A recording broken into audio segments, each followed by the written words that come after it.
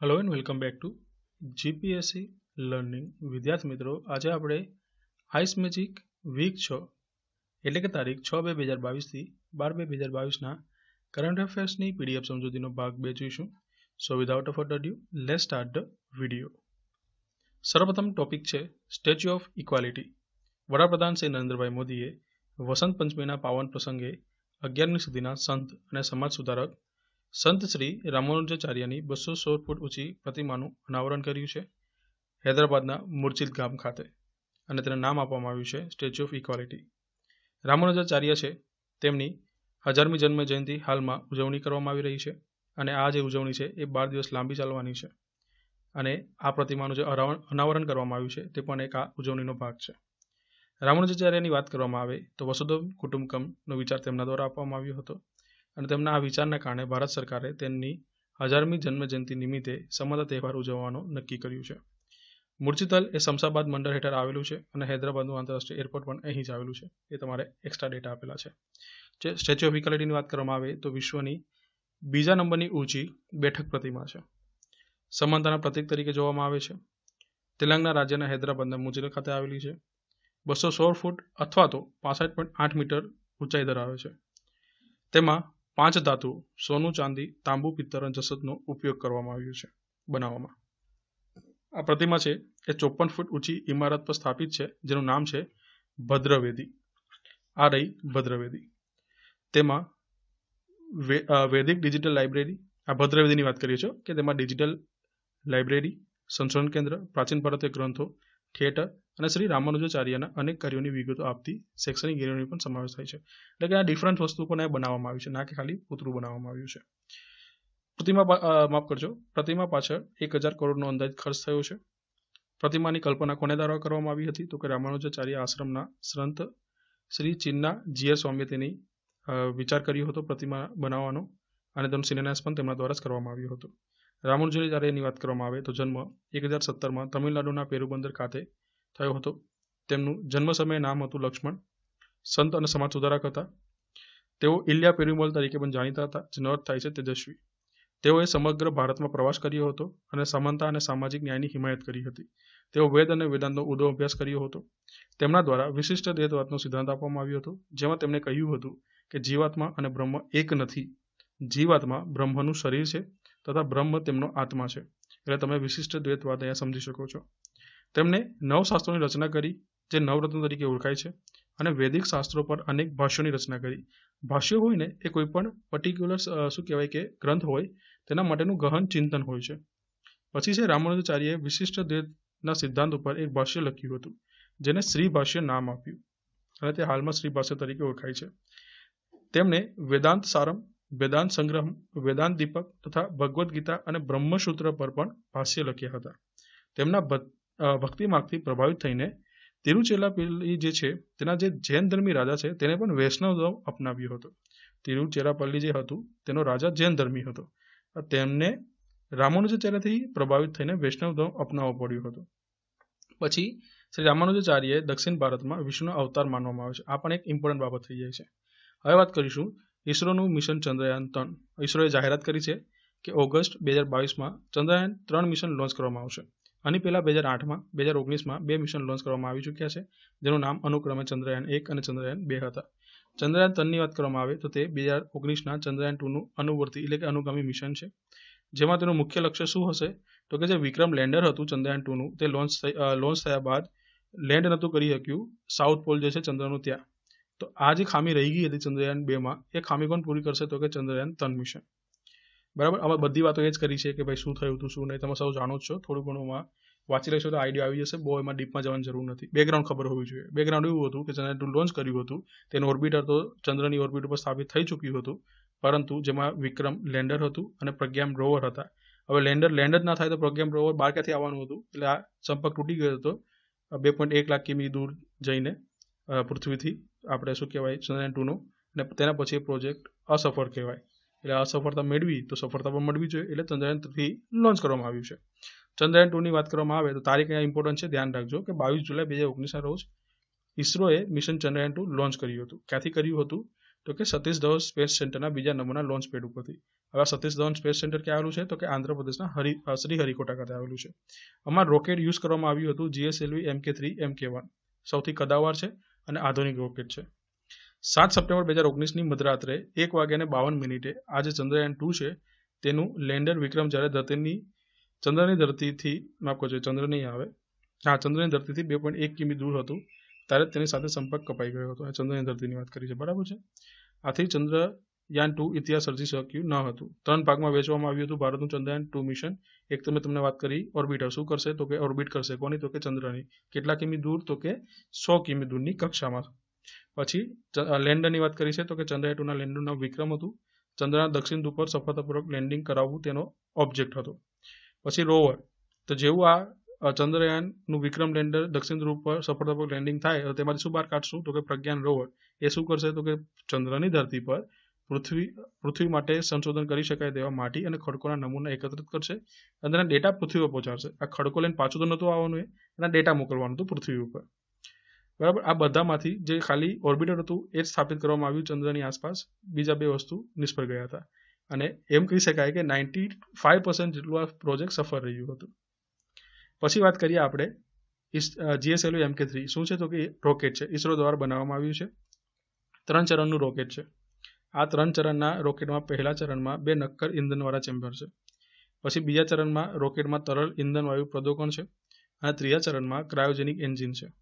યાદ રાખજો, પ્રથમમાં 2 નક્કર ઇંધનવાળા ચેમ્બર, બીજામાં તરલ ઇંધનવાળું પ્રદોકણ અને ત્રીજામાં ક્રાયોજેનિક એન્જિન છે. એના 2 વેરિયન્ટ છે. એક છે 4 ટન અથવા 4000 કિલો વજન સુધીના ઉપગ્રહોને ઉચ્ચ કક્ષામાં તરતા મૂકી શકે છે અને બીજું છે કે 10 ટન અથવા 10,000 કિલો સુધીના ઉપગ્રહોને નીચલી કક્ષામાં, ઊંચું જવું હોય તો ઓછો વજન, નીચે રહેવું હોય તો વધારે વજન, એમ યાદ રાખજો. પૂરું નામ છે GSLVનું geosynchronous satellite launch vehicle. Chandrayaan 1ની પણ વાત જ કરી લઈએ. ચંદ્રયાન 1 ભારત દ્વારા ચંદ્ર પર લોન્ચ કરવામાં આવેલું ભારતનું પ્રથમ ચંદ્રયાન હતું. લોન્ચ ક્યારે કરવામાં આવ્યું? 22 ઓક્ટોબર 2008ના રોજ. ચંદ્રની આસપાસ ક્યારે પહોંચ્યું? 28 ઓગસ્ટ 2009 સુધી ઓપરેટ રહ્યું. માફ કરજો, પહોંચી તો ગયું હતું પણ ઓપરેશનમાં ક્યાં સુધી રહ્યું તો કે 28 ઓગસ્ટ 2009 સુધી. પ્રક્ષેપણ કરવામાં આવ્યું 22 ઓક્ટોબર 2008 અને ઓપરેટ થયું 28 ઓગસ્ટ 2009 સુધી. ત્યારબાદ શું થયું તો તેનો સંપર્ક કપાઈ ગયો. આંધ્રપ્રદેશના શ્રીહરિકોટા આવેલા સતીશ ધવન સ્પેસ સેન્ટરના બીજા નંબરના લોન્ચ પેડથી PSLV, ઇમ્પોર્ટન્ટ વસ્તુ છે, PSLVનો યુઝ કરવામાં આવ્યો હતો, ના કે GSLVનો. PSLV XL C11 નામના રોકેટ દ્વારા ચંદ્રયાન 1 લોન્ચ કરવામાં આવ્યું હતું. ચંદ્રયાન 2નો કુલ વજન કેટલો હતો? 2ની વાત કરી છે 3850 કિલોગ્રામથી વધુ. એમાં ચંદ્રયાન 2ના લેન્ડર વિક્રમનું અંદાજિત વજન કેટલું હતું તો કે 1471 કિલોગ્રામ જેટલું. અહીંયા તમે ઇમેજ જોઈ શકો છો ચંદ્રયાન 2 છે એના ઓર્બિટરની, જે ચંદ્રની આસપાસ ઓર્બિટ કરી રહ્યું છે આ મુજબ, બરાબર. એની એનર્જી સોર્સ ક્યાંથી મળે છે તો કે આ રહી ફોટોવોલ્ટેઇક સેલવાળી આપણે શું કહેવાય સોલાર પેનલ, તેના દ્વારા મળે છે. હવે વાત કરીશું આપણે નેક્સ્ટ ટોપિક વિશે. ભારતીય મેન્સ ક્રિકેટ ટીમ છે તેને ઐતિહાસિક સિદ્ધિ મેળવી છે. આ સિદ્ધિ શું છે તો કે વન ડે ક્રિકેટમાં 1000 વન ડે મેચ રમવાની સિદ્ધિ મળી છે. આ સિદ્ધિ ક્યાં મેળવી છે આપણા માટે ઇમ્પોર્ટન્ટ છે તો કે અમદાવાદના નરેન્દ્ર મોદી સ્ટેડિયમ છે ત્યાં વેસ્ટ ઇન્ડિઝ સામે રમીને તેમને આ સિદ્ધિ મેળવી છે. 6 ફેબ્રુઆરી 2022ના રોજ આ 1000મી વન ડે મેચ રમાઈ હતી, જેમાં ભારતે વેસ્ટ ઇન્ડિઝને 6 વિકેટે પરાજય આપ્યો હતો.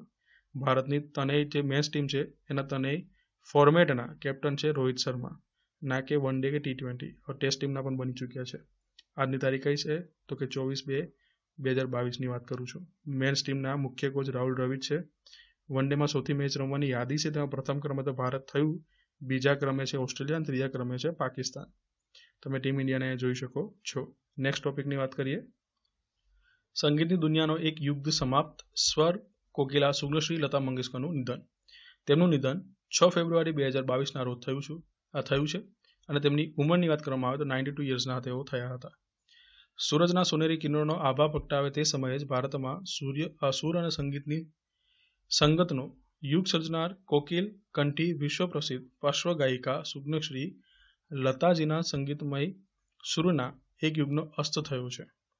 સુગ્નશ્રી લતા મંગેશકરને કોરોના અને ન્યુમોનિયાની અસર થતાં તેમને ICUમાં રખાયા હતા. તેઓ એક સુપ્રસિદ્ધ પ્લેબેક ગાયિકા, સંગીત નિર્માતા અને સંગીત દિગ્દર્શક હતા. તેમણે હિન્દી અને અન્ય ભારતીય ભાષામાં સંગીત આપ્યું હતું. 8 દશકા સુધી દેશની 5 પેઢીમાં સુરોની મીઠાશ ભેળવનારા અને કારકિર્દીમાં ભારતીય સંગીત ઉદ્યોગમાં તેમના યોગદાનને કારણે તેમને nightingale of India, voice of the millennium અને સ્વર સામ્રાજ્ઞી જેવા સન્માનજનક બિરુદ મળ્યા હતા. તેમને ભારતીય અને વિદેશી ભાષાઓ થઈને 36થી વધુ ભારતીય ભાષામાં અને વિદેશી ભાષામાં રેકોર્ડ કર્યા હતા ગીતો, જેમાં હિન્દી, બંગાળી, મરાઠી સહિતની પણ વાત થઈ જાય છે. તેમના બાયોડેટાની વાત કરવામાં આવે તો 28 સપ્ટેમ્બર 1929ના રોજ ઇન્દોર ખાતે તેમનો જન્મ થયો હતો અને રાજ્ય મધ્યપ્રદેશ. નિધન 6 ફેબ્રુઆરી 2022ના રોજ મુંબઈ, મહારાષ્ટ્ર, 92 વર્ષની વયે. પિતા દીનાનાથ મંગેશકર, માતા શ્રીમતી સેવંત મંગેશકર. જન્મ સમયે નામ હેમા મંગેશકર, ઉપનામ સ્વર સામ્રાજ્ઞી, nightingale of India, voice of the millennium, voice of the nation. વ્યવસાય પ્લેબેક સિંગર, સંગીત રચયિતા અને નિર્દેશક છે. પછી વાત કરીએ તેમને મળેલા પુરસ્કારોની, તો મુખ્ય પુરસ્કાર અહીં આપેલા છે. પદ્મભૂષણ એ બધા તો તમે જોઈ લેજો, વાંધો નહીં આવે એમાં, પણ હું તમને કહું છું એટલા ઇમ્પોર્ટન્ટ યાદ રાખજો. એક તો છે 1974માં વિશ્વમાં સૌથી વધુ ગીતો માટેનો ગિનિસ બુક રેકોર્ડ. પછી 1989માં દાદા સાહેબ ફાળકે એવોર્ડ. પછી ફિલ્મફેરમાં ખાતે લાઈફ ટાઈમ અચીવમેન્ટ એવોર્ડ. પછી છે Bharat Ratna. 2000માં આઈફાનું life time achievement. પછી આવે છે લિજિયન ઓફ ઓનર, ફ્રાન્સ દ્વારા આપવામાં આવેલો સર્વોચ્ચ સન્માન છે લિજિયન ઓફ ઓનર. આ બધા ઇમ્પોર્ટન્ટ છે, એ યાદ રાખજો. પ્રારંભિક જીવનની વાત કરવામાં આવે તો બાળપણનું નામ હેમા હતું. પાછળ તેમના માતા પિતાનું નામ બદલીને ભાવબંધન નામના એક નાટકના સ્ત્રી પાત્ર લતિકાના નામ પરથી લતા રાખ્યું. તેઓ પરિવારમાં સૌથી મોટું સંતાન હતા. સુગ્નશ્રી મીના મંગેશકર, આશા ભોસલે, ઉષા મંગેશકર અને હૃદયનાથ મંગેશકર તેમના ભાઈ બહેન છે. બધા કુશળ ગાયકો અને સંગીતકારો છે. 5 વર્ષની વયે તેમને પોતાના પિતાના સંગીતમય નાટકમાં અભિનેત્રી તરીકે કામ કરવાનું શરૂ કર્યું હતું. સંગીત કારકિર્દીની વાત કરવામાં આવે તો 1942માં જ્યારે લતાજી 13 વર્ષના હતા ત્યારે તેમના પિતાનું હૃદય રોગના કારણે અવસાન થયું હતું. નવયુગ ચિત્રપટ મૂવી કંપનીના માલિક અને મંગેશકરના પરિવારના નજીકના મિત્ર માસ્ટર વિનાયકે તેમને સંભાળ લીધી હતી. તેમણે લતાજીને ગાયક અને અભિનેત્રી તરીકેની કારકિર્દીની શરૂઆતમાં મદદ કરી હતી. તેમને નાચુયા ગાડે ખેલું સારી મની હોશ ભારી ગીત ગાયું હતું, જેને શ્રી વસંત જાગેલકરની મરાઠી ફિલ્મ કીટી હાસલ 1942 માટે કમ્પોઝ કર્યું હતું, પરંતુ આ ગીતને અંતિમ કટમાંથી પડતું મૂકવામાં આવ્યું હતું. શ્રી વિનાયકે તેમને મરાઠી ફિલ્મ પહેલી મંગલા ગોરમાં એક નાનકડી ભૂમિકા આપી હતી, જેમાં તેમણે નતાલી ચેત્રચી નવલાઈ ગીત ગાયું હતું. 1945માં જ્યારે માસ્ટર વિનાયક કંપનીએ મુંબઈ મુખ્ય મથક ખસેડ્યું ત્યારે તેઓ પણ મુંબઈ આવી ગયા. તેમને ભીંડી બજાર ઘરાના ઉસ્તાદ અમન અલી ખાન પાસેથી હિન્દુસ્તાની શાસ્ત્રીય સંગીતના પાઠ લેવાનું શરૂ કર્યું હતું. ત્યારબાદ તેમણે શ્રી વસંત જાગલેકરની હિન્દી ભાષાની ફિલ્મ આપકી સેવા મેં 1946 માટે પા લગુન કર જારી ગીત ગાયું હતું. સુગ્નશ્રી લતા મંગેશકર જુદી જુદી ભાષામાં 3000થી વધુ ગીતો ગાઈ ચૂક્યા છે. લતાજી વધુમાં વધુ ગીતો રેકોર્ડ કરવાનું ગૌરવ પણ ધરાવે છે. એ મેરે વતન કે લોકો તેમના દ્વારા ગાવામાં આવેલું ગીત છે. 1962માં ભારત ચીન યુદ્ધ બાદ શહીદોને શ્રદ્ધાંજલિ આપવા માટે કાર્યક્રમનું આયોજન કરવામાં આવ્યું હતું. આ કાર્યક્રમમાં તત્કાલીન વડાપ્રધાન શ્રી પંડિત જવાહરલાલ નહેરુ પણ હાજર હતા. આ કાર્યક્રમમાં લતાજીએ ગાયેલું ગીત એ મેરે વતન કે લોકો સાંભળીને બધા અભિભૂત થઈ ગયા હતા. એવું કહેવાય છે કે આ ગીત સાંભળીને વડાપ્રધાન શ્રીના પણ આંખમાં આંસુ આવી ગયા હતા. નોંધ: એ મેરે વતન કે લોકો શ્રી રામચંદ્ર દ્વારા રચિત અને કવિ પ્રદીપે લખ્યું હતું. ગુજરાતી ગીતોની વાત કરવામાં આવે જે આપણા માટે ઇમ્પોર્ટન્ટ બની જાય છે. મહેંદી તે વાવી માળવે ગરબો, મહેંદી રંગ લાગ્યો, પાંદડું લીલું ને રંગ રાતો, દીકરી તો પારકી થાપણ કહેવાય, વૈષ્ણવ જન તો, માને તો મનાવી લેજો રે, હંસલા હાલો ને હવે મોતીડા નહીં રે જડે. આ બધા તેમના દ્વારા ગાવામાં આવેલા ગુજરાતી ગીતો હતા. સુગ્નશ્રી લતા મંગેશકર વિશે રસપ્રદ તથ્યોની વાત કરવામાં આવે તો સુગ્નશ્રી લતા મંગેશકરના પ્રિય ખેલાડી સચિન તેંડુલકર હતા. ફ્રાન્સે 2007માં તેમને તેમનો સર્વોચ્ચ નાગરિક પુરસ્કાર officer of the national order of the legion of honour એનાયત કર્યું હતું. એવું કહેવાય છે કે ઓલ ઇન્ડિયા રેડિયોને એક પત્ર મળ્યો હતો. આ પત્રમાં લતા મંગેશકર વિશે કહેવાયું હતું કે હિન્દુસ્તાન કાશ્મીર રાખી લે, પરંતુ લતા મંગેશકર પાકિસ્તાન ના આપી દે. તેમને નરગીસ અને મધુબાલાના મોટાભાગના ગીતોને કંઠ આપ્યો હતો. લતાજી શ્રી મોહમ્મદ રફી સાથે સૌથી વધારે લગભગ 450 જેટલા ગીતો ગાયા હતા. આ ઉપરાંત કિશોર કુમાર સાથે પણ તેમણે ઘણા બધા ગીતો ગાયા હતા. ભારતે 1983નો વર્લ્ડ કપ જીત્યો તો ઇનામની રકમ માટે શ્રી લતા મંગેશકરે મદદ કરી હતી. તેમનું છેલ્લું રેકોર્ડ કરેલું ગીત સોગંદ મુझे इस मिट्टी की હતું, જે 30 માર્ચ 2019ના રોજ ભારતીય સેના અને રાષ્ટ્રને શ્રદ્ધાંજલિ તરીકે રજૂ કરવામાં આવ્યું હતું. વિશ્વમાં સૌથી વધુ ગીતો ગાવા બદલ વર્ષ 1974માં ગિનીસ બુક ઓફ વર્લ્ડ રેકોર્ડમાં તેમની ઓળખ થઈ હતી. વર્ષ 1985માં કેનેડાના ટોરોન્ટોમાં તેમના આગમનને માન આપવા માટે 9 જૂનને એશિયા દિવસ તરીકે જાહેર કરવામાં આવ્યો. સુગ્નશ્રી એમ.એફ. સુબ્બલક્ષ્મી પછી ભારત રત્ન મેળવનારા બીજા મહિલા ગાયક હતા. આગળ છે ગિરનાર તપોભૂમિના સંત શ્રી કાશ્મીરી બાપુ બ્રહ્મલીન થયા. ગિરનારના જંગલમાં આવેલા દાતેશ્વર મહાદેવની જગ્યામાં બિરાજતા અને કાશ્મીરી બાપુ તરીકે ઓળખાતા સંત ઓમકારપુરજી તાજેતરમાં નિધન થયું છે. શ્રી કાશ્મીરી બાપુને ઘણા સમયથી ફેફસાના ઇન્ફેક્શનની તકલીફ હતી. સંત શ્રી કાશ્મીરી બાપુની વાત કરવામાં આવે તો મૂળ કાશ્મીર તરફથી વર્ષોથી પહેલા ગિરનાર આવી પહોંચેલા શ્રી કાશ્મીરી બાપુનું મૂળ નામ ઓમકારગીરી ગુરુ નિરંજનદેવ હતું. તેઓ વનખંડી સાધુ હતા, એટલે કે સતત વનમાં પરિભ્રમણ કરીને જયતપ કરતા રહેતા હતા. જ્યારથી તેઓ ઉપલા દાતાની જગ્યાના બ્રહ્મલીન પટેલ બાપુના સંપર્કમાં આવ્યા ત્યારથી તેમનું જીવન બદલાઈ ગયું હતું. પૂજ્ય પટેલ બાપુએ કાશ્મીર બાપુને પરિભ્રમણ કરવાના બદલે એક જ સ્થળે જપ તપ કરવાનું જણાવ્યું. ત્યારથી તેઓ ગિરનાર તળેટીમાં જંગલમાં આવેલ રેવન્યુમાં ફાળવેલ અમુક બીટ જગ્યામાં સ્થાયી થયા હતા.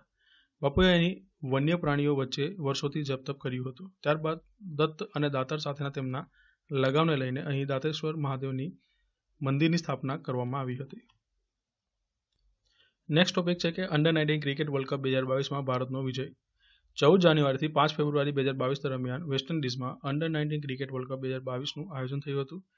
આ જે વેસ્ટ ઇન્ડિઝમાં આયોજિત વર્લ્ડ કપ છે તે 14મો હતો અને વેસ્ટ ઇન્ડિઝમાં યોજાયેલો બીજો હતો. ટોટલ 14મો અને વેસ્ટ ઇન્ડિઝમાં યોજાયેલો બીજો અંડર-19 ક્રિકેટ વર્લ્ડ કપ હતો. ભારતે આ વર્લ્ડ કપ 5મી વખત જીતી લીધું છે. ફાઇનલ મેચમાં તેમના દ્વારા ઇંગ્લેન્ડને હાર આપવામાં આવી હતી. આ મેચ ક્યાં યોજાઈ હતી તો કે કેરેબિયન ટાપુના એન્ટીગુઆ ખાતે આવેલા સર વિવિયન રિચાર્ડ સ્ટેડિયમ ખાતે આ ફાઇનલ મેચ યોજાઈ હતી. આ મેચના પ્લેયર ઓફ ધ મેચ કોણ હતા તો કે શ્રી રાજ બાવા. કોણ છે? ભારતીય ટીમના ઓલરાઉન્ડર ખેલાડી છે. આ વર્લ્ડ કપમાં પ્લેયર ઓફ ધ ટુર્નામેન્ટ તરીકે ડેવાઇડ બ્રેવિસ ચૂંટવામાં આવ્યા છે અને તે દક્ષિણ આફ્રિકાના ક્રિકેટર છે. તેમના દ્વારા 506 રન કરવામાં આવ્યા હતા. પછી સૌથી વધુ વિકેટ શ્રીલંકાના દ્યુનિત વેલાલેજે સાથે 17 વિકેટ ઝડપી હતી. અંડર-19 ક્રિકેટ વર્લ્ડ કપની વાત કરવામાં આવે તો પ્રારંભ 1988માં થયો હતો.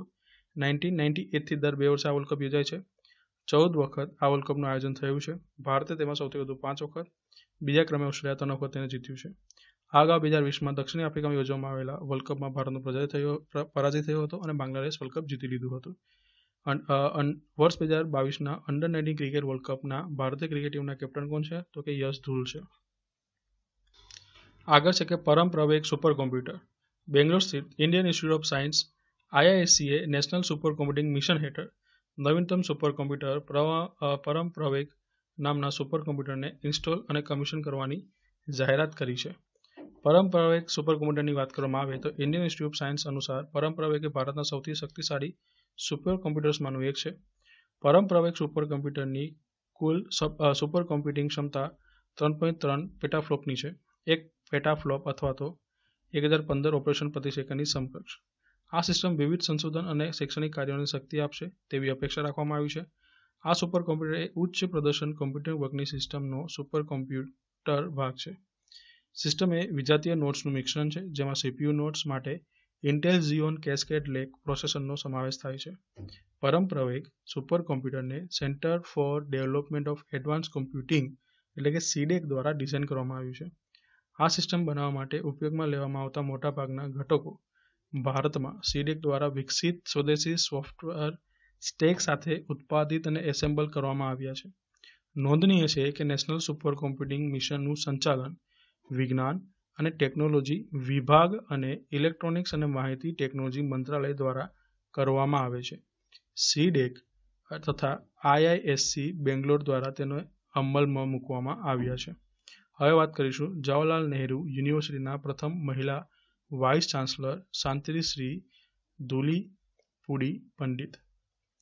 નવા વાઇસ ચાન્સલર તરીકે તેમની હાલમાં જ નિમણૂક કરવામાં આવી છે અને તેઓ હાલમાં સાવિત્રીબાઈ ફૂલે યુનિવર્સિટીના પ્રોફેસર છે. તેઓ JNUના પ્રથમ મહિલા ચાન્સલર બન્યા છે. તેઓ કાર્યકારી vice chancellor professor M Jagdish કુમારનું સ્થાન લેશે. તેમનો કાર્યકાળ 5 વર્ષનો રહેશે. તેઓ માટે એક બાબત એ પણ છે કે તેઓ પૂર્વ વિદ્યાર્થીની પણ રહ્યા છે JNUના. પ્રોફેસર શાંતિશ્રી ધુલીપડી પંડિત પુણે યુનિવર્સિટીમાં રાજનીતિ અને જાહેર વહીવટ વિભાગમાં પ્રોફેસર રહ્યા છે. અને પુણે યુનિવર્સિટીની શું નામે ઓળખાય છે? તો કે સાવિત્રીબાઈ ફૂલે યુનિવર્સિટી. તેમની તસવીર તમે અહીંયા જોઈ શકો છો. હવે વાત કરીશું ગુજરાતની નવી આઈટી અને ITES પોલિસી. મોસ્ટ IMP છે, ધ્યાન રાખજો. મુખ્યમંત્રી ભૂપેન્દ્રભાઈ પટેલે રાજ્યમાં IT સેક્ટરમાં ઝડપી સર્વસમાવેશક વૃદ્ધિને પ્રોત્સાહન આપવાની પ્રતિબદ્ધતા સાથે નવી ગુજરાત IT અને ITES પોલિસીની જાહેરાત કરી છે. 5 વર્ષ માટે અમલમાં મૂકવામાં આવશે 2022 થી 27 સુધી. મુખ્યમંત્રી ભૂપેન્દ્રભાઈ પટેલે શિક્ષણ તથા સાયન્સ ટેકનોલોજી મંત્રી જીતુભાઈ વાઘાણીની ઉપસ્થિતિમાં આ નવી પોલિસી ગાંધીનગરમાં જાહેર કરી હતી. ઇન્ફોર્મેશન ટેકનોલોજી ક્ષેત્રે આત્મનિર્ભર ગુજરાતથી આત્મનિર્ભર ભારતના વિઝનને સાકાર કરવા ગુજરાત સરકારે આ નવી IT અને ITES પોલિસી 2022-27 લોન્ચ કરી છે. નવી પોલિસીની વિશેષતા આ મુજબ છે. આ નીતિ કેપેક્સ ઓપેક્સ મોડેલનો એક યુનિક કોન્સેપ્ટ રજૂ કરી છે, જે સમગ્ર દેશમાં પ્રથમ છે. સામાન્ય પ્રોજેક્ટ માટે વધુમાં વધુ 50 કરોડની મર્યાદામાં 25% કેપેક્સ સપોર્ટ અપાશે તથા મેગા પ્રોજેક્ટ માટે આ મર્યાદા 200 કરોડ સુધીની રહેશે.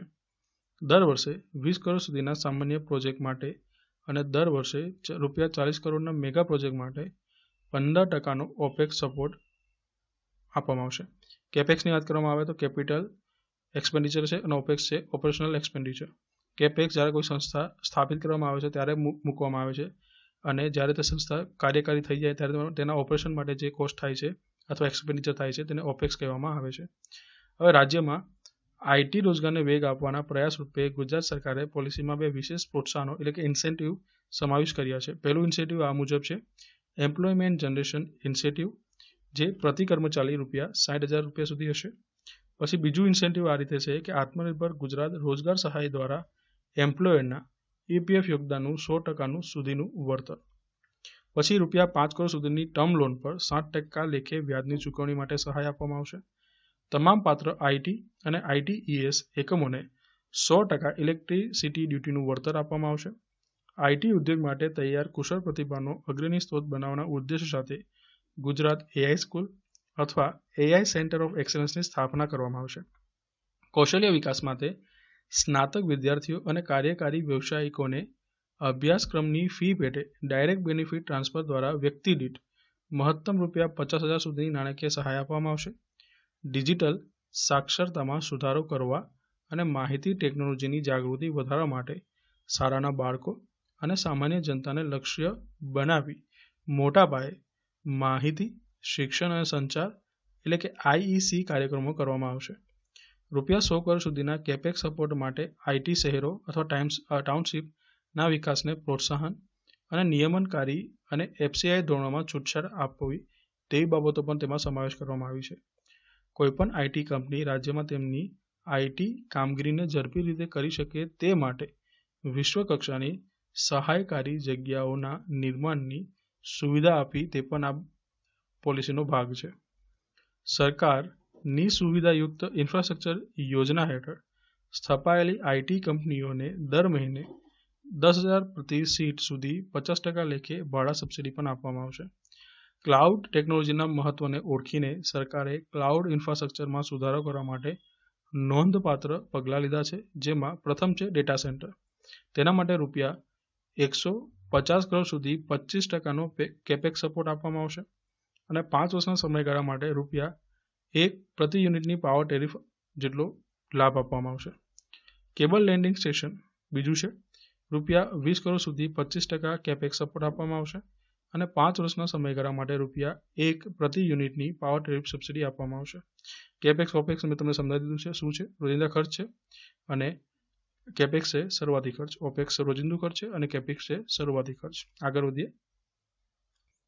નેક્સ્ટ ટોપિક છે BDL ભારતીય સેનાને કોકર્સ MNT tank guided missile supply કરશે. તાજેતરમાં ભારત ડાયનેમિક્સ લિમિટેડે અને ભારતીય સેના વચ્ચે કોકર્સ એન્ટી ટેન્ક ગાઇડેડ મિસાઇલ ATGMના ઉત્પાદન અને સપ્લાય માટે 3,131.82 કરોડના કરાર પર હસ્તાક્ષર કરવામાં આવ્યા છે. આ કરાર 3 વર્ષના સમયગાળામાં પૂર્ણ થશે. Russian original equipment manufacturer OEM સાથેના લાયસન્સ કરાર હેઠળ BDL દ્વારા કોકર્સ એન્ટી ટેન્ક ગાઇડેડ મિસાઇલનું નિર્માણ કરવામાં આવી રહ્યું છે. આ ટેકનોલોજી જે છે તે રશિયા પાસેથી આપણે મેળવી છે. એટલે આ મિસાઇલને વધુમાં વધુ સ્વદેશી સ્વરૂપ આપવામાં આવશે. ટેકનોલોજી ભલે રશિયન હોય પણ તેને ઇન્ડિજિનસ બનાવવાના પૂરા પ્રયાસો કરવામાં આવશે. કોકર્સ એમની વાત કરવામાં આવે તો તે બીજી પેઢીની mechanized infantry anti tank guided missile છે. તમે અહીંયા જોઈ શકો છો. તે વિસ્ફોટક પ્રતિક્રિયાશીલ બખ્તરથી સશક્ત વાહનોને નષ્ટ કરવા માટે બનાવવામાં આવ્યું છે. મિસાઇલને BMP-2 ટેન્ક અથવા ગ્રાઉન્ડ લોન્ચરથી લોન્ચ કરી શકાય છે. તેની રેન્જ 75 થી 4000 મીટર છે. દિવસ અને રાત્રિ બંને સ્થિતિમાં કાર્ય કરવા સક્ષમ પણ છે. BDLનું પૂરું નામ ભારત ડાયનેમિક્સ લિમિટેડ. ભારતમાં દારૂગોળા અને મિસાઇલના પ્રણાલીઓ એટલે કે સિસ્ટમના ઉત્પાદકોમાંનું એક છે. સ્થાપના 1970માં વર્તમાન તેલંગાણા રાજ્યના હૈદરાબાદ ખાતે કરવામાં આવી હતી. હવે વાત કરીશું IPC કલમ 498A. સુપ્રીમ કોર્ટે તાજેતરમાં ચુકાદો આપ્યો છે કે જેમાં IPCની કલમ 498A ના વધી રહેલા દુરુપયોગ પર ભાર મૂકતા કહ્યું કે તેનાથી લગ્ન સંબંધમાં સંઘર્ષ વધી રહ્યો છે. કલમ 498A નો ઉદ્દેશ્ય રાજ્યના તાત્કાલિક હસ્તક્ષેપ દ્વારા તેના પતિ અને સાસરિયાઓ દ્વારા સ્ત્રી પ્રત્યેની જે ક્રૂરતા છે તેને રોકવાનો છે. પરંતુ એ કોર્ટે અવલોકન કર્યું કે પતિ અને તેના સંબંધીઓ સામે વ્યક્તિગત દુશ્મનાવટના સમાધાન માટે IPCની કલમ 498A જેવી જોગવાઈનો દુરુપયોગ કરવાની વૃત્તિ વધી રહી છે. શું છે IPCની કલમ 498A? તો કે ઇન્ડિયન પિનલ કોડ IPC 1860ના પ્રકરણ 20A કલમ 498A જોગવાઈ કરવામાં આવી છે. IPC કલમ 498માં જણાવવામાં આવ્યું છે કે પરિણીત સ્ત્રીને દહેજ માંગણીના અનુસંધાનમાં પતિ અથવા પતિના સગા દ્વારા ત્રાસ આપવામાં આવે તો કૃત્યમાં ગુનેગારને 3 વર્ષ સુધીની કેદ અને દંડની સજા કરવામાં આવશે. ઇન્ડિયન પિનલ કોડ 1860 IPC 1860ની કલમ 498A ભારતીય સંસદ દ્વારા વર્ષ 1983માં પસાર કરવામાં આવી હતી. હવે વાત કરીશું અરવલ્લી જૈવ વિવિધતા પાર્ક ને ભારતની પ્રથમ OECM સાઇટ તરીકે જાહેર કરવામાં આવ્યું છે. OECMનું ફૂલ ફોર્મ થશે other effective area based conservation measures. વિશ્વ આર્દ્રભૂમિ દિવસ કઈ તારીખે હતો? 2 ફેબ્રુઆરી 2022ના રોજ.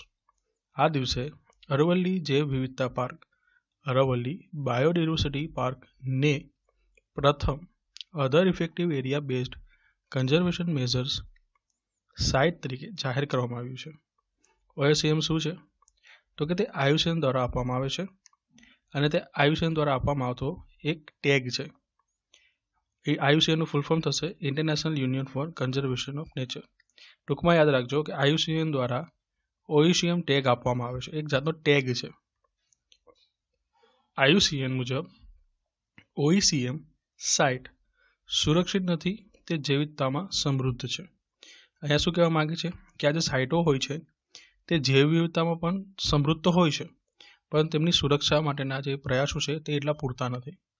એટલે આવી ટેગ આપીને ત્યાં સુરક્ષાના જે સાધનો છે એ વિકસાવવામાં આવે અને સાઇટને સુરક્ષિત કરવામાં આવે તેવો પ્રયાસ કરવામાં આવે છે. અરવલ્લી પર્વતમાળા દેશની પ્રથમ OECM સાઇટ બની છે. એટલે કે હવે ત્યાં સંરક્ષણ કરવું જરૂરી બન્યું છે. અરવલ્લીને OECM બનાવવાની દરખાસ્ત નેશનલ બાયોડાયવર્સિટી ઓથોરિટી દ્વારા કરવામાં આવી હતી. કોને કરવામાં આવી હતી? તો કે IUCNને કરવામાં આવી હતી. અરવલ્લી જૈવ વિવિધતા પાર્કની વાત કરવામાં આવે 390 એકરમાં ફેલાયેલ છે અને અર્ધ શુષ્ક વનસ્પતિ ધરાવે છે. 83,000થી વધુ ઝાડીઓ આવેલી છે. 1,01,000 વૃક્ષો આવેલા છે અને 300 સ્થાનિક છોડની પ્રજાતિઓ ત્યાં જોવા મળે છે. અગાઉ આ પાર્ક ખાણકામનું સ્થળ હતું. સ્થાનિક વસ્તી સાથે પર્યાવરણવાદીઓ, વૈજ્ઞાનિકો અને પર્યાવરણ શાસ્ત્રીઓના અથાગ પ્રયત્નોથી તે શહેરના જંગલમાં ફેલાઈ ગયું. અરવલ્લીને દિલ્હીના લીલા ફેફસા માનવામાં આવે છે કારણ કે તે દિલ્હીનો 7.07% ઓક્સિજન પૂરો પાડે છે. હવે વાત કરીશું OECMની વ્યાખ્યા. વર્ષ 2018માં યોજાયેલી જૈવિક વિવિધતા પરિષદમાં OECM વિસ્તારની વ્યાખ્યા કરવામાં આવી હતી જે આ મુજબ છે. OECM એક સંરક્ષિત વિસ્તાર નથી. તેના હકારાત્મક પરિણામો મેળવવા માટે તેનું સંચાલન કરવામાં આવે છે. આ હકારાત્મક પરિણામોમાં જૈવ વિવિધતાનું સંરક્ષણ, સાંસ્કૃતિક, સામાજિક, આર્થિક અને આધ્યાત્મિક મૂલ્યોનું મહત્વનો સમાવેશ થાય છે. સુરક્ષા નહીં કરવાની એવી વાત નથી, સુરક્ષા કરવાની, એના પ્રયાસો કરવાની મુખ્ય ઉદ્દેશ આપવામાં આવે છે. મેં તમને અગાઉ સમજાવી દીધું છે. હવે આગળ વધીએ. આગળનો ટોપિક છે દિવસ મહિમા. તારીખ છે 10 ફેબ્રુઆરી. શું છે તો કે વર્લ્ડ પલ્સીસ ડે, જેને આપણે ગુજરાતીમાં વિશ્વ દાળ દિવસ તરીકે ઉજવીએ છીએ. દારૂના મહત્વ અંગે જાગૃતિ ફેલાવવા માટે 10 ફેબ્રુઆરી રોજ વિશ્વ દાળ દિવસની ઉજવણી કરવામાં આવે છે. FAO એટલે કે યુનાઇટેડ નેશનના food and organization food and agriculture organization દ્વારા આ દિવસની સ્થાપના કરવામાં આવી હતી. પ્રથમ ક્યારે ઉજવવામાં આવ્યો? 10 ફેબ્રુઆરી 2019ના રોજ. અને યુનાઇટેડ નેશનની જનરલ એસેમ્બલી દ્વારા 20 ડિસેમ્બર 2018ના રોજ આ દિવસની ઉજવણીની મંજૂરી આપવામાં આવી હતી. યુએનનો જે દિવસો હોય છે ને, એ દિવસો પસાર કરવા માટે અથવા તેને અમલી બનાવવા માટે યુનાઇટેડ નેશનની જનરલ એસેમ્બલીમાં બેઠક કરવામાં આવે છે અને તેમાં સર્વસંમતિથી નિર્ણય કરવામાં આવે છે. હવે વાત કરીશું સમૃદ્ધ પહેલ. અટલ ઇનોવેશન મિશન એટલે કે એમ, નીતિ આયોગ અને US agency four international development, જેને આપણે USAID તરીકે ઓળખીશું, આ ત્રણ સંસ્થાઓ સાથે મળીને sustainable access to markets and resources for innovative delivery of health care, જેને આપણે સમૃદ્ધિ તરીકે ઓળખીએ છીએ, તેના એક નામની પહેલની નવી ભાગીદારીની જાહેરાત કરી છે. ત્રણ સંસ્થાઓ સાથે આવી તેને સમૃદ્ધિ પહેલ બનાવી અને આ સમૃદ્ધિ પહેલ હેઠળ તેઓ ભાગીદારીની જાહેરાત કરી છે. એટલું તમે યાદ રાખજો. સમૃદ્ધિનું ફૂલ ફોર્મ પણ યાદ રાખવાનું ટ્રાય કરજો. Sustainable access to market, sustainable access to market and resources for innovative delivery of health care, એટલે કે હેલ્થ કેરની લગતી આ ઇનિશિયેટિવ છે. પછી છે કે આ જે MOU કરવામાં આવ્યા છે, આ MOU COVID-19ની ચાલી રહેલી ત્રીજી લહેર માટે અસરકારક ટેકો આપવા અને ભવિષ્યમાં ચેપી રોગો ફાટી નીકળવા અને આરોગ્ય કટોકટીઓ માટે આરોગ્ય પ્રણાલીઓનું નિર્માણ કરવાના સામાન્ય ધ્યેય સાથે હેલ્થ કેર લેન્ડસ્કેપમાં નવીનતાઓ પર ધ્યાન કેન્દ્રિત કરશે. ભવિષ્યની ચિંતા કરવામાં આવી છે અને ભવિષ્ય માટે માળખું તૈયાર કરવું એવી વાત આમાં કરવામાં આવી છે. સમૃદ્ધ પહેલ વિશે વાત કરીએ. વર્ષ 2020માં US agency four international development અને ખાનગી ક્ષેત્રોના હિતધારકોએ બજાર આધારિત આરોગ્ય ઉકેલો બનાવવા અને વેગ આપવા માટે જાહેર સખાવતી ભંડોળને વ્યાવસાયિક મૂડી સાથે જોડવા માટે એક નવીન સમૃદ્ધ મિશ્રિત ધિરાણ સુવિધા વિકસાવી હતી. મિશ્ર ધિરાણ એ ધિરાણ તરફનો એક અભિગમ છે, જ્યાં જાહેર અને પરોપકારી સ્ત્રોતોમાં જેમ કે અનુદાન અને સબસિડીવાળી મૂડીમાંથી ઉત્પ્રેરક ધિરાણનો ઉપયોગ સામાજિક લક્ષ્યો અને પરિણામો હાંસલ કરવા માટે ખાનગી ક્ષેત્રમાંથી વધારાના રોકાણને આકર્ષવા માટે થાય છે. તે ટાયર 2 અને ટાયર 3 શહેરો અને ગ્રામીણ અને આદિવાસી વિસ્તારોમાં સંવેદનશીલ વસ્તી માટે સસ્તું અને ગુણવત્તાયુક્ત આરોગ્ય સંભાળની પહોંચમાં સુધારો કરે છે. પહેલાનો અમલ IPE ગ્લોબલ, જે એક કંપની છે, આ પહેલનો અમલ IPE ગ્લોબલ દ્વારા સંચાલિત ટેકનિકલ સપોર્ટ યુનિટ દ્વારા કરવામાં આવશે. IPE ગ્લોબલ એક કંપની છે. નેક્સ્ટ છે આ જે સમૃદ્ધ પહેલ છે તેના ઉદ્દેશ્યની વાત કરીએ. તત્કાલિક, મધ્યમ અને લાંબા ગાળાની આરોગ્ય કટોકટીને પ્રોત્સાહન આપીને આરોગ્ય સુવિધાઓમાં પુરવઠા બાજુના અંતરને દૂર કરવું, નવીન અને બજાર આધારિત સ્વાસ્થ્ય સોલ્યુશન ઝડપથી વધારવું અને અપનાવવું, ઉચ્ચ અસરકારક સ્વાસ્થ્ય ઉકેલોને પ્રોત્સાહન આપીને ટકાઉ આરોગ્ય પ્રણાલી બનાવવા માટે સંશોધનનો એકત્ર કરવા, સંવેદનશીલ વસ્તી માટે સમુદાય સ્તરે સ્થાનિક અને વ્યાપક ઉકેલોને પ્રોત્સાહન આપવું, આ તેના ઉદ્દેશો છે. મહત્વની વાત કરવામાં આવે તો સમૃદ્ધ પહેલ ભારતની આરોગ્ય પ્રણાલીને ટકાઉ વ્યવસાયિક નવીનતાઓ અને ઉકેલો સાથે મજબૂત કરવા મદદ કરશે. આ ભાગીદારી આરોગ્ય સંભાળમાં વધુ રોકાણને અનલોક કરવા માટે નવીન ફાઇનાન્સિંગ સોલ્યુશનનો લાભ મેળવવા માટે અટલ ઇનોવેશન મિશન અને USAIDની પ્રતિબદ્ધતાને પણ શેર કરશે. શ્રી M. જગદીશ કુમારની UGCના નવા અધ્યક્ષ તરીકે નિમણૂક. UGCનું ફૂલ ફોર્મ થશે યુનિવર્સિટી ગ્રાન્ટ કમિશન. નિમણૂક કોના દ્વારા કરવામાં આવી છે? શિક્ષણ મંત્રાલયે. નિમણૂક 5 વર્ષ માટે કરવામાં આવશે અથવા 65 વર્ષ સુધીની વય જે વહેલું હશે તેના આધારે કરવામાં આવશે. શ્રી M. જગદીશ કુમારની વાત કરવામાં આવે તો આ પહેલાં તેઓ JNUના વાઇસ ચાન્સલર તરીકે ફરજ બજાવતા હતા અને IIT મદ્રાસના તેઓ ભૂતપૂર્વ વિદ્યાર્થી છે. UGCની વાત કરવામાં આવે તો તેનો પાયો 28 ડિસેમ્બર 1953ના રોજ તત્કાલીન શિક્ષણ મંત્રી શ્રી મૌલાના અબુલ કલામ આઝાદે નાખ્યો હતો. જીજીસી યુનિવર્સિટી શિક્ષણના ધોરણોનું સંકલન, નિર્ધારણ અને જાળવણી માટે વર્ષ 1956માં સંસદના અધિનિયમ દ્વારા સ્થાપિત એક સ્વાયત્ત સંસ્થા છે. તે લાયકાત ધરાવતી યુનિવર્સિટીઓ અને કોલેજોને અનુદાન આપવા ઉપરાંત કમિશન કેન્દ્ર, રાજ્ય સરકારોને ઉચ્ચ શિક્ષણના વિકાસ માટે જરૂરી પગલાં અને સલાહ આપે છે. નેક્સ્ટ છે દિવસ મહિમા 11 ફેબ્રુઆરી. પ્રથમ છે કે વિજ્ઞાનમાં મહિલાઓ અને છોકરીઓના યોગદાન અંગેનો દિવસ, અને બીજું છે વિશ્વ યુનાની દિવસ. International day of woman and girls in science વિજ્ઞાનના વિકાસમાં મહિલાઓ તથા છોકરીઓના યોગદાનને બિરદાવવા માટે તેમજ તેને પ્રોત્સાહન આપવા માટે દર વર્ષે 11 ફેબ્રુઆરીના રોજ આ દિવસની ઉજવણી કરવામાં આવે છે. 22 ડિસેમ્બર 2015ના રોજ યુનાઇટેડ નેશનની જનરલ એસેમ્બલી દ્વારા આ દિવસની ઉજવણીની મંજૂરી આપવામાં આવી હતી. ત્યારબાદ વર્ષ 2016થી 11 ફેબ્રુઆરીના રોજ દર વર્ષે આ દિવસની ઉજવણી કરવામાં આવે છે. બીજું છે વિશ્વ યુનાની દિવસ. 11 ફેબ્રુઆરીના રોજ ઉજવવામાં આવે છે. આ દિવસ યુનાની સંશોધક શ્રી હકીમ અજમલ ખાનની જન્મજયંતિ નિમિત્તે ઉજવવામાં આવે છે. હકીમ અજમલ ખાન એક પ્રતિષ્ઠિત ભારતીય યુનાની ચિકિત્સક હતા. તેઓ સ્વતંત્ર સેનાની, શિક્ષણવિદ અને યુનાની દવામાં વૈજ્ઞાનિક સંશોધનના સ્થાપક પણ હતા. હકીમ અજમલ ખાને 1921માં કોંગ્રેસના અધિવેશનની અધ્યક્ષતા પણ કરી હતી. નોંધનીય છે કે યુનાની ચિકિત્સા પદ્ધતિ અરેબિયાના લોકો દ્વારા ભારતમાં પહોંચી હતી અને તેના કુદરતી વાતાવરણ અને અનુકૂળ પરિસ્થિતિઓના કારણે આ પદ્ધતિનો ઘણો વિકાસ થયો હતો. હવે વાત કરીશું અટલ ટનલ વિશે. તાજેતરમાં અટલ ટનલને વર્લ્ડ રેકોર્ડ્સ દ્વારા 10,000 ફૂટથી વધુ ઊંચાઈએ વિશ્વની સૌથી લાંબી હાઈવે ટનલ તરીકે સત્તાવાર રીતે પ્રમાણિત કરવામાં આવી છે. World book of records UK એક એવી સંસ્થા છે જે અધિકૃત પ્રમાણપત્ર સાથે વૈશ્વિક અસાધારણ રેકોર્ડની સૂચિ બનાવવા માટે તેની ચકાસણી કરે છે. અટલ ટનલ વિશે વાત કરવામાં આવે તો 9.2 કિમી લાંબી આ ટનલ 3000 મીટરથી વધુની ઊંચાઈએ વિશ્વની સૌથી લાંબી હાઈવે ટનલ છે. આ ટનલ રોહતાંગ ઘાટની પશ્ચિમે એક પર્વતને પાર કરે છે અને તે સોલાંગ ઘાટ અને શિશુ વચ્ચેનું અંતર લગભગ 46 કિમી જેટલું ઘટાડે છે, જે પૂરા અંતરને આવરી લેવામાં 15 મિનિટ લે છે. પહેલા આ બે પોઈન્ટ વચ્ચે મુસાફરી કરવા લગભગ 4 કલાકનો સમય લાગતો હતો.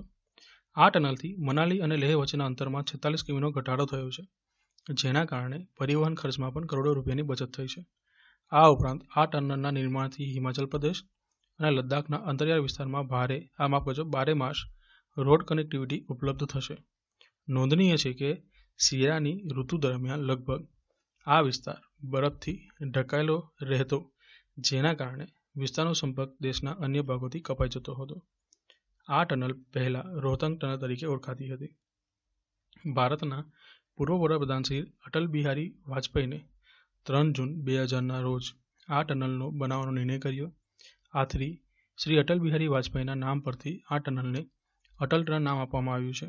રોહતાંગ ઘાટ 3978 મીટરની ઊંચાઈએ હિમાચલ પ્રદેશ રાજ્યમાં સ્થિત છે. આ ટનલ હિમાલયની પીર પાંજાલ શૈલીમાં આવેલી છે. હવે વાત કરીશું ભૂચુંબકીય તોફાનો. તાજેતરમાં શ્રી ઇલોન મસ્કની કંપની સ્પેસએક્સ દ્વારા લોન્ચ કરાયેલ હાઈ સ્પીડ ઇન્ટરનેટ સ્ટારલિંક ઉપગ્રહો જીઓમેગ્નેટિક તોફાનોને કારણે નાશ પામ્યા.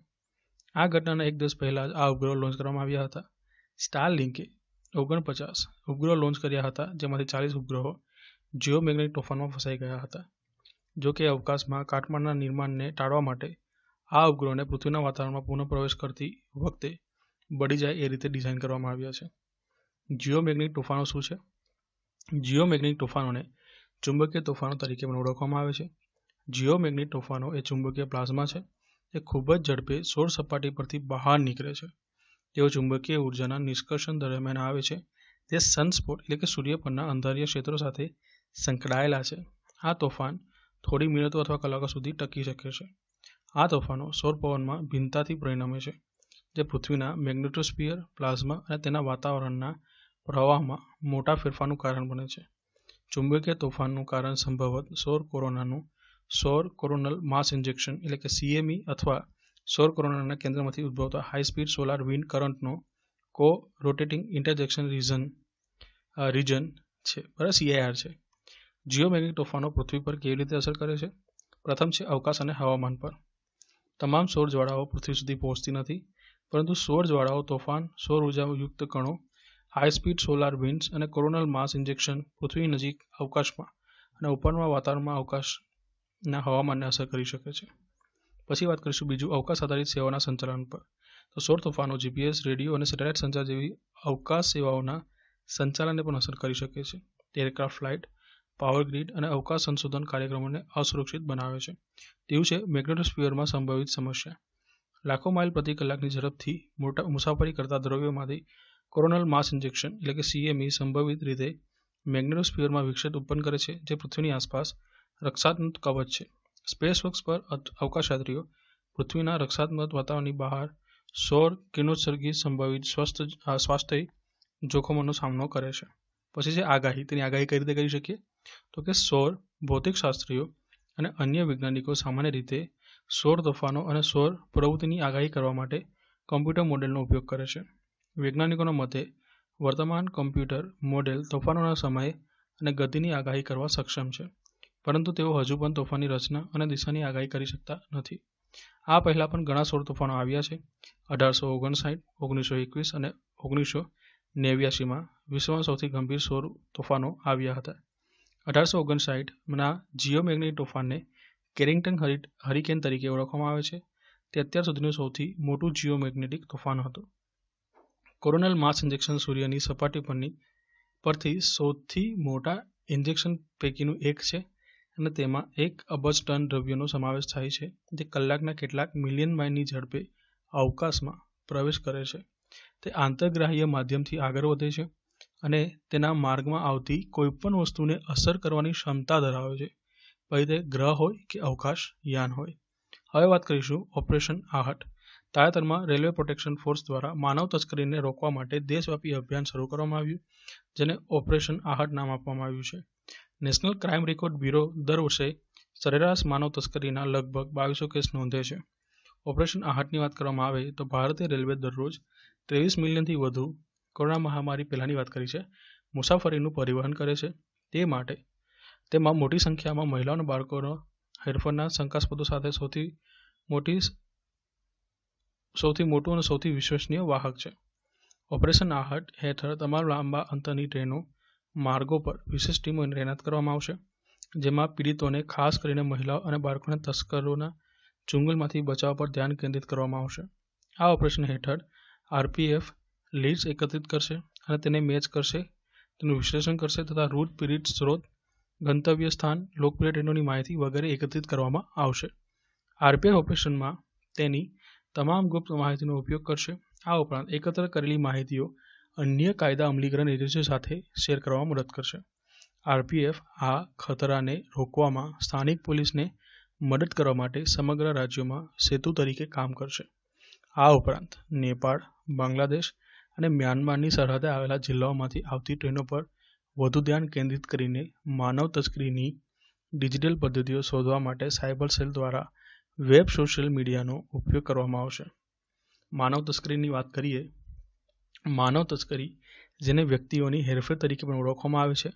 માનવ તસ્કરી એ ગુલામીનું આધુનિક સ્વરૂપ છે, જેમાં મજૂર, જાતીય શોષણ અને આવી પ્રવૃત્તિઓના ગુનેગારોને આર્થિક લાભના હેતુસર બળ અથવા કપટ દ્વારા વ્યક્તિઓના ગેરકાયદેસર પરિવહનનો સમાવેશ થાય છે. માનવ તસ્કરીએ ખાસ કરીને સ્ત્રીઓ અને બાળકોના જાતીય શોષણ, બળજબરીથી લગ્ન, ઘરેલું ગુલામી, અંગ પ્રત્યારોપણ, માદક દ્રવ્યોની હેરાફેરી વગેરે માટે સંગઠિત અપરાધ છે અને માનવ અધિકારોના ઉલ્લંઘનનું સૌથી વિકૃત સ્વરૂપ છે. સર્વસંમતિ અભિપ્રાય મુજબ દેશો વચ્ચે દાણચોરી ખૂબ જ વ્યાપક છે, પરંતુ UNODCના અહેવાલ મુજબ લગભગ 60% દાણચોરી દેશોમાં આંતરિક રીતે થાય છે. ભારતમાં હાલ માનવ તસ્કરીથી સૌથી વધુ પ્રભાવિત રાજ્ય પશ્ચિમ બંગાળ છે, ત્યારબાદ છત્તીસગઢ, ઝારખંડ અને આસામ આવે છે. આગળનો ટોપિક છે કે વડાપ્રધાન શ્રી નરેન્દ્રભાઈ મોદીએ વન ઓશન સમિટને સંબોધી. તાજેતરમાં વડાપ્રધાને વન ઓશન સમિટના ઉચ્ચસ્તરીય સત્રને સંબોધન કર્યું. ફ્રાન્સના બ્રેસ્ટમાં યુનાઇટેડ નેશન અને વર્લ્ડ બેંકના સહયોગથી ફ્રાન્સ દ્વારા વન ઓશન સમિટનું આયોજન કરવામાં આવ્યું હતું. UK, જર્મની, જાપાન, દક્ષિણ કોરિયા અને કેનેડા તથા અન્ય દેશોના વડાઓ અને સરકારો દ્વારા પણ સમિટમાં સંબોધન કરવામાં આવ્યું હતું. આ સમિટ રાજકીય નેતા અને તમામ હિતધારકોને મૃત, સાહસિક અને કાર્યક્ષમ પહેલ અને પ્રતિબદ્ધતાઓ સાથે નાણાકીય યોગદાન આપવાની તક પૂરી પાડે છે. મહાસાગરોને સમર્પિત દાયકાના પ્રથમ વર્ષમાં આ પ્રથમ મોટી ઇવેન્ટ છે. વન ઓશન સમિટનું લક્ષ્યની વાત કરવામાં આવે તો વન ઓશન સમિટનો મુખ્ય ઉદ્દેશ્ય દરિયાઈ મુદ્દાઓ પર આંતરરાષ્ટ્રીય સમુદાયની મહત્વાકાંક્ષાના સામૂહિક સ્તરને વધારવાનો છે. કોન્ફરન્સ દરમિયાન ગેરકાયદેસર માછીમારી, શિપિંગ, પ્લાસ્ટિક પ્રદૂષણને ઘટાડવાની પ્રતિબદ્ધતા કરવામાં આવી છે. ઉચ્ચ સમુદ્રોના શાસનને સુધારવા અને આંતરરાષ્ટ્રીય વૈજ્ઞાનિક સંશોધનના સંકલ્પ પર પ્રયત્નો કેન્દ્રિત કરવામાં આવ્યા હતા. તમે અહીંયા ફોટો જોઈ શકો છો વન ઓશન સમિટનો. નેક્સ્ટ છે આરબીઆઈનો મોનેટરી પોલિસી રિપોર્ટ. ભારતીય રિઝર્વ બેન્કે તાજેતરમાં ફેબ્રુઆરી 2022 માટે મોનેટરી પોલિસી રિપોર્ટ બહાર પાડ્યો છે. સતત 10મી વખત પોલિસી રેટ યથાવત રાખવામાં આવ્યા છે. આરબીઆઈએ કેન્દ્રીય બજેટ 2022-23 પછી તેની પ્રથમ નીતિમાં અનુકૂળ વલણ જાળવી રાખ્યું છે. રેપો રેટ 4% યથાવત છે, જ્યારે રિવર્સ રેપો રેટ 3.35% પર. સીમાંત સ્થાયી સુવિધા એટલે કે માર્જિનલ સ્ટેન્ડિંગ ફેસિલિટી MSF દર અને બેંક દર બંને 4.25% પર યથાવત રાખવામાં આવ્યા છે. અહીંયા વિવિધ દરો તમે જોઈ શકો છો. SLR 18% રાખવામાં આવ્યો છે, CRR 4.0 રાખવામાં આવ્યો છે.